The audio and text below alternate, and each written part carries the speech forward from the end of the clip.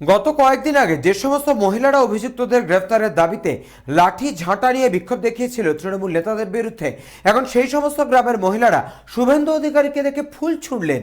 শুধু ফুল ছোড়াই নয়, শঙ্খধ্বনি উলুধ্বনির মধ্যে দিয়ে বিরোধী দলনেতা শুভেন্দু অধিকারীকে অভ্যর্থনা জানালেন গ্রামের মহিলারা। গত কয়েক সপ্তাহ ধরে সন্দেশখালীতে তৃণমূল নেতা শিবুপ্রসাদ হাজরা এবং উত্তম সর্দারকে গ্রেফতারের দাবিতে বিক্ষোভ দেখিয়েছিলেন এলাকার মহিলারা। বিক্ষোভকারী এলাকার মহিলাদের দাবি ছিল, এই দুই তৃণমূল নেতা রাজনৈতিক প্রভাব খাটিয়ে জোর করে চাষযোগ্য জমিতে নোনা জল ঢুকে মাছ চাষ করত, গ্রামের মহিলাদের যখন তখন বাড়ি থেকে তুলে নিয়ে গিয়ে তাদের সম্মানহানি করত।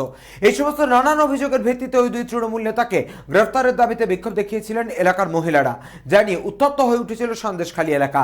এই ঘটনার পর পুলিশ ওই দুই তৃণমূল নেতাকে গ্রেফতার করেছে। বর্তমানে ওই দুই তৃণমূল নেতা আদালতের নির্দেশ মতো পুলিশের হেফাজতে রয়েছেন। এই ঘটনার পর এলাকার অসহায় ও নির্যাতিতা মহিলাদের সঙ্গে কথা বলতে আসেন রাজ্যের বিরোধী দলনেতা শুভেন্দু অধিকারী। সোমবার কলকাতা হাইকোর্টের কাছ থেকে সন্দেশখালীতে ঢোকার অনুমতি নিয়ে তিনি সন্দেশখালীতে ঢোকেন।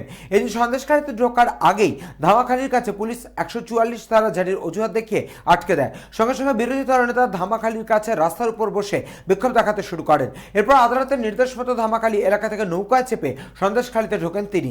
সন্দেশখালীর জ্যোতি ঘাট থেকে তিনি হাঁটতে হাঁটতে পুকুরপাড়া, কলোনিপাড়া, পাত্রপাড়া সহ বিভিন্ন পাড়ায় ঘুরে ঘুরে এলাকার মহিলাদের সঙ্গে কথা বলে তাদের সমস্যার কথা শোনেন এবং তাদের পাশে থাকার আশ্বাস দেন।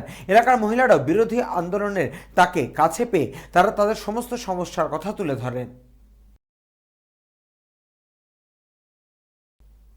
বসিরহাট থেকে অর্ণব বৈত্রের রিপোর্ট, চ্যানেল 24/7।